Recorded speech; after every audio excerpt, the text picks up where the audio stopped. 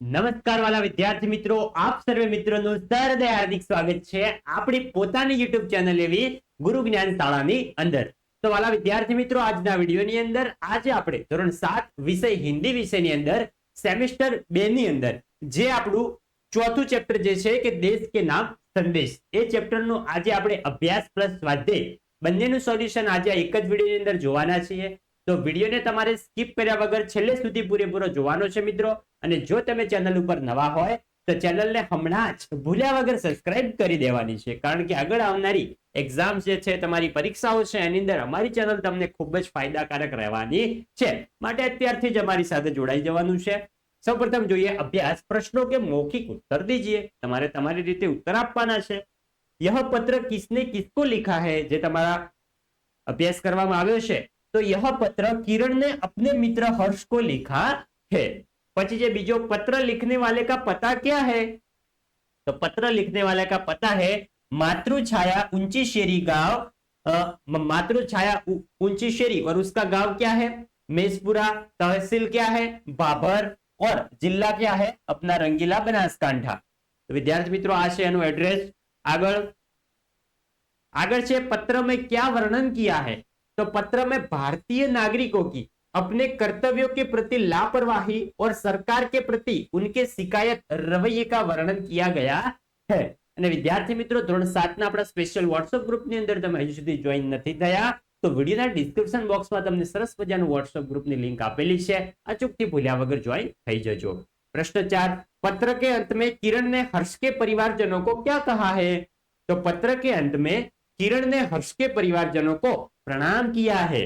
આગળ બીજો છે પ્રશ્ન કે મૌખિક उत्तर दीजिए. એમાં પ્રશ્ન નંબર 1 છે कि हम दूसरों देशों में उनके कायदे कानून का पालन करते हैं लेकिन अपने देश में क्यों नहीं करते हैं. એનો સંપૂર્ણ જવાબ જોઈ શકો છો कि हम में अपने राष्ट्र के प्रति गर्व और सम्मान की पर्याप्त भावना नहीं है. हम अपने देश की व्यवस्था को उचित महत्व नहीं देते हैं. हमारे यहाँ का शासन भी सख्ती से काम नहीं लेता है.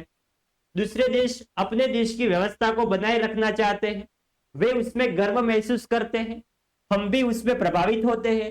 इसीलिए हम दूसरे देशों में उनके कायदे कानून को पालन करते हैं लेकिन अपने देश में अपने कायदे कानून को पालन करते नहीं है. આગળ प्रश्न नंबर 2 છે कि हमारे देश की स्वच्छता की जिम्मेदारी किसकी है, तो हमारे देश की स्वच्छता की जिम्मेदारी वैसे तो देश के सभी नागरिक की है, लेकिन हमारे देश की स्वच्छता की जिम्मेदारी स्थानीय प्रशासन अर्थात ग्राम पंचायतों, नगर पालिका एवं महानगर पालिकाओं की है. प्रश्न नंबर 3 છે कि हमारे देश के विकास में कौन कौन सी समस्याएं आ रही है, यानी कि समस्याएं बाधक है. तो जो ये हमारे देशवासी अपने यहाँ के कायदे कानूनों को चुस्ती से पालन नहीं करते हैं, लोग हर खराबी के लिए सरकार को दोष देते हैं, वे अपने राष्ट्रीय कर्तव्य निभाने में रुचि नहीं लेते, अधिकारी लोग भ्रष्टाचार करने में नहीं हिचकिचाते हैं. ये सारी समस्या हमारे देश के विकास को रोंद रही है, यानी कि हमारे देश के विकास को वो काट रही है, यानी कि बाधा बन रही है. આગળ प्रश्न नंबर 4 છે કે देश के प्रति हमारा क्या फर्ज है. આપણો દેશ છે ભારત, ભારત દેશના પ્રતિ આપણું શું ફરજ છે એ આપણે જણાવવાનું છે. तो देश के प्रति हमारा फर्ज है कि हम अपने यहाँ के कायदे कानून का पालन करें, देश की व्यवस्था हम ऐसी बनाए जिस पर हमें गर्व हो, हम सरकार और स्थानीय प्रशासन को उनके कार्य में सहयोग दें, हम ऐसा कोई भी कार्य न करें जिससे देश की प्रतिष्ठा पर आंच आए और देश को नुकसान हो. હવે છે ત્રીજો કે શબ્દों के उचित क्रम में रखकर अर्थपूर्ण वाक्य बनाइए. એમાં પહેલો છે મેં સફાઈ ખુદાઈ है. તેનું મિત્રો સાચું આપણે શબ્દો જોડીને સાચું વાક્ય રચના પ્રમાણે બનાવીએ તો શું આવશે, સફાઈ में खुदाई है. જોઈ શકો છો. એવી રીતે આપણે બીજા શબ્દો લઈએ. બીજા શબ્દો છે મેરા મહાન ભારત, તો આ તો આપણને બધાને આવડવું જ જોઈએ. મેરા ભારત મહાન. પછી લેના और दहेज पाप देना है, તો એનું મિત્રો સાચું વાક્ય શું થશે, दहेज लेना और दहेज देना एक पाप है. આગળ છે પ્રશ્ન નંબર 4 કે આદર્શ ભારત को आओ बनाइए मिलकर राष्ट्र, તેમાં સાચું વાક્ય શું થશે, आओ मिलकर भारत को आदर्श राष्ट्र बनाइए. હવે છે ચોથો, ऐसे व्यवहार की चर्चा कीजिए जिसमें हम देश में अव्यवस्था खड़ी करते हैं एवं देश को विकास में बाधा डालते हैं. તો એવો કોઈ એક આપણે પ્રશ્ન કહેવાનો छे। तो જોઈએ हमारे देश में कभी कभी सांप्रदायिक दंगे भड़क उठते हैं। इस तरह कभी कभी भाषावाद भी हिंसक बन जाता है। ऐसे मौके पर कट्टरवादी लोग तोड़फोड़ करते हैं, सरकारी संपत्ति को बहुत हानि पहुंचाते हैं, नुकसान पहुंचाते हैं। ऐसा बर्ताव देश में अव्यवस्था खड़ी करता है, अशांति के कारण देश के विकास में बाधा पड़ती है और देश का विकास अटक जाता है, रुक जाता है। આગળ પાંચમો, દહેજ એક દૂષણ, इस विषय पर कारण सहित अपना मत दीजिए। અને આ મિત્રો તમને આ જે છે એ મિત્રો તમને પરીક્ષાની અંદર પણ એક પરીક્ષાની અંદર પણ મિત્રો તમને પૂછાઈ શકે છે, જોઈ શકો છો। दहेज एक दूषण, इस विषय पर कारण सहित अपना मत दीजिए। तो જોઈ શકો दहेज की प्रथा તમને निबंध स्वरूप में पूछाई सके છે कि दहेज की प्रथा समाज के लिए अभिशाप बन गई है। दहेज के कारण योग्य शिक्षित कन्याओं का उचित समय पर विवाह नहीं हो पाता है। यदि विवाह हो भी जाता है तो दहेज न लाने अथवा कम लाने के कारण सास अपने वधू को ताने और व्यंग सुनाने में पड़ते हैं। इतना ही नहीं, उसे शारीरिक और मानसिक यातना यानी कि शारीरिक और मानसिक कष्ट भी दिया जाता है। कुछ दहेज लोभी तो वधू को आत्महत्या के लिए मजबूर कर देते हैं या जला भी देते हैं। जिस दहेज के कारण ऐसे दर्दनाक और शर्मजनक कांड होते हो, वह सचमुच समाज का एक दूषण है, उसका कभी समर्थन नहीं किया जा सकता। दहेज एक दूषण, आ तमने मित्रों निबंध में पूछाई सके छे। आगे से चट्टो के हम स्वयं कैसे अपने कर्तव्य का पालन करके आदर्श नागरिक बन सकते हैं एवं भारत को आदर्श राष्ट्र बनाने में योगदान दे सकते हैं। इस विषय पर दिए गए प्रारूप के आधार पर अपने मित्र को पत्र लिखकर अपने विचार बताइए। मित्रों आमा मित्रों सरस मजानुं तमने 1 થી 10 पॉइंट आपेला छे। ए पॉइंट तमे याद राखशो तो कोई दिवस तमारे पत्रनी अंदर मिस्टेक नहीं पड़े। एमां फर्स्ट पॉइंट कयो छे? अपना पता। अपना पता आपणे हमेशा हिंदी विषयनी अंदर जे होय ए जे तमारो आ पेज होय, पेजनी आ साइड ज लखवानुं होय छे, आ बाजू ज लखवानुं। गुजरातीनी अंदर पेली साइड होय छे, हिंदीनी अंदर आ साइड होय छे। तो अपना पता, तमारो जो एड्रेस होय ए तमारे लखी लेवानुं। बेठे बेठुं आ नथी लखवानुं, तमारे पोतानुं लखवानुं छे, जोई शको छो। बीजुं જોઈએ तो बीजुं શું છે? દિનાંક, એટલે કે આજની જે તમે પત્ર લખતા હોય એ દિવસની તારીખ લગાવી દેવાની છે। બીજો ટોપિક। ત્રીજો છે સંબોધન। સંબોધન કરવાનું છે પ્રિય મિત્ર નિલેશ, પ્રિય સખી, એવું તમે લખી શકો છો। પછી જે અભિવાદન કરવાનું છે સપ્રેમ, નમસ્તે, સાદર પ્રણામ, એવું તમે લખી શકો છો। દિનાંક, સંબોધન, અભિવાદન ચોથો। नेक्स्ट पांचवो જોઈએ पत्र लिखने का कारण। तो एक फकरो તમારે पत्र सेना विषे તમારે લખવાનો છે, सेना विषे લખ્યો છે એનું કારણ જણાવવાનું છે। અને પત્રકા વિષય વસ્તુ એટલે કે જે કારણ તમે લખવાના હોય એનું ડિટેલ ની અંદર તમારે છઠ્ઠા પાઠમાં જે આવે છે પત્રકા વિષય વસ્તુ, એ તમારે 1 થી 2 ફકરાની અંદર લખવાનું છે। પછી સાતમો છે अन्य समाचार, यानी कि लास्ट में तुम्हारे पिताजी को मेरा सादर प्रणाम, तुम्हारे छोटे भाई को प्रेम, ऐसा तुम्हारे लखी देवानुं छे। आगळ समाप्ति प्यार, समाप्ति प्यार छे। नवमो छे संबोधन ने 10मो छे नाम। जे पत्र लखतो होय, जे जाने के तमे लख्यो छे तो तमारुं नाम तमारे लखी देवानुं छे। तो एवी रीते मित्रों 1 થી 10 टॉपिक याद राखशो અને पत्र तमारी परीक्षानी अंदर पूछाशे तो तमे सारामां सारा मार्क्स लावी शकशो। एकदम सरस मजानुं तमने समजाव्युं छे तमारा अभ्यासनी अंदर। आगळ આપણે અભ્યાસનું સોલ્યુશન પૂરું કરીએ છીએ। હવે આપણે જોઈએ આપણા સ્વાધ્યાયનું સોલ્યુશન। तो फर्स्ट है कि प्रश्नों के उत्तर लिखिए। में पहलो, डॉक्टर कलाम ने इस ईमेल से हमें क्या सीख दी है? तो डॉक्टर कलाम ने ईमेल के द्वारा हमें देश के नागरिक के रूप में हमारी जिम्मेदारियों का एहसास करवाया है। कलाम जी कहते हैं कि हम सरकार चुनने के लिए वोट डालने जाते हैं और अपनी सारी जिम्मेदारियां वही छोड़ाते हैं। हम आराम से बैठकर सोचते हैं कि अब हमारी जिम्मेदारी पूरी और अब हमारा सब काम सरकार करेगी।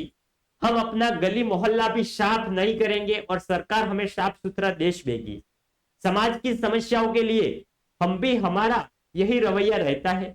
समाज में फैली हुई दहेज जैसी कुप्रथा के बारे में हम गला फाड़कर विरोध करते हैं और खुद उसका उल्टा करते हैं। यह बहुत गलत बात है। इस तरह इस ईमेल से डॉक्टर कलाम जी हमें हमारी जिम्मेदारियां समझाते हैं। यानी कि आमा मित्रों एम कहेवामां आव्युं छे कि जो आपणे स्वच्छता, आजूबाजूनो आपणो मोहल्लो, गली मोहल्लो स्वच्छ राखवो होय तो आपणे ग्राम पंचायतनो के कोईनो आपणे भरोસો, आपणे जेम बने एम खुद आपणे जो कचरो ना नाखीए तो कचरो साफ करवानो आवतो ज नथी। એટલે પહેલા આપણે મિત્રો શીખવું પડશે પછી જ આપણો દેશ આગળ વધશે ને એક નવી પ્રગતિ તરફ વધશે. આગળ બીજો, दूसरे देशों में और अपने देशों में हम जो व्यवहार करते हैं उसमें क्या अंतर है? तो विद्यार्थी मित्रों એ પણ આપણે અભ્યાસની અંદર સંપૂર્ણ પ્રશ્નનો આન્સર જોઈ ગયા છે. જોઈ શકો છો અહીંયા તમને આપેલો છે આન્સર. આ તમને પરીક્ષાની અંદર પૂછાઈ શકે છે, માટે તમારે સંપૂર્ણ પ્રશ્નનો આન્સર જે છે એકવાર ધ્યાનથી વાંચી લેવાનો છે, સમજી લેવાનો છે, પછી જ તમારા નોટબુકની અંદર તમારે સરસ મજાનો લખી લેવાનો છે. તો આગળ વધીએ. અને વિદ્યાર્થી મિત્રો વિડીયો તમને ઉપયોગી લાગતો હોય, વિડીયોની અંદર મજા આવતી હોય તો વિડીયોને લાઈક કરીને જજો અને તમારા બીજા મિત્રો સુધી પણ શેર કરજો, જેથી કરીને તે પણ જોઈ શકે. ત્રીજો છે दूसरे देशों में लोग स्वच्छता के प्रति कैसे जागरूक है? तो दूसरे देशों में स्वच्छता के प्रति बहुत जागरूकता है. वहां के नागरिक भी उसमें अपना पूरा सहयोग देते हैं. वे सड़क पर यहाँ वहां थूकते नहीं है और कचरा भी कूड़ेदान में ही फेंकते हैं. जापान और अमेरिका जैसे देशों में कुत्ते के मालिक को उसकी छोड़ी गई गंदगी साफ करनी पड़ती है. समुद्र तटों और दूसरे घूमने के स्थानों को भी साफ सुथरा रखा जाता है. वहां के रेलवे स्टेशन भी साफ रहते हैं. इस तरह दूसरे देशों में लोग स्वच्छता के प्रति जागरूक रहते हैं और हमें भी दूसरे देशों के सीखकर हमें भी जागरूक होना पड़ेगा.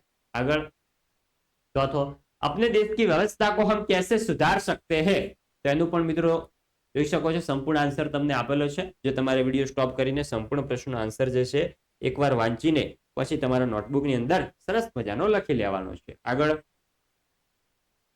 છે બીજો કે जीवन में सफाई का महत्व समझाते हुए अपने मित्र को पत्र लिखे.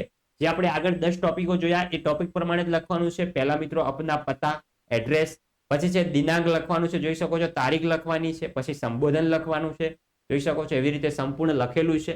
તમારે પણ એવી જ રીતે લખવાનું છે. અહીંયાથી બેઠે બેઠું કોપી પેસ્ટ નથી કરવાનું. તમારે મિત્રો તમારો પત્ર લખવાનો છે જાતે. જોઈ શકો છો અહીંયા તમને લખીને આપેલ છે. આગળ આ મિત્રો ખાલી સમજવા પૂરતો છે, તમારે આના લગતો તમારે જાતે લખવાનો છે. આગળ નિમ્નલિખિત વાક્ય કે કાલ પહેચાનીએ. કયા કાળનું છે, વર્તમાનનું છે, ભૂતકાળનું છે કે ભવિષ્યનું છે?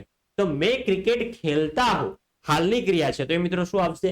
મેં ક્રિકેટ ખેલતા હું, તેમાં આવશે સામાન્ય વર્તમાન કાળ. બીજો, મેં કલ અંબાજી ગયા था, ગયા હું નહીં, ગયા था, था શબ્દ આવ્યો તો આવશે ભૂતકાળનું આ વાક્ય થઈ ગયેલ છે.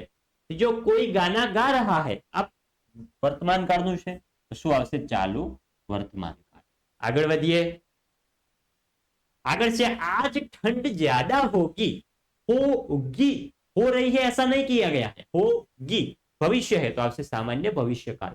पांचमो, कल हम स्कूल से प्रवास जा रहे हैं, अपन भविष्य काल से.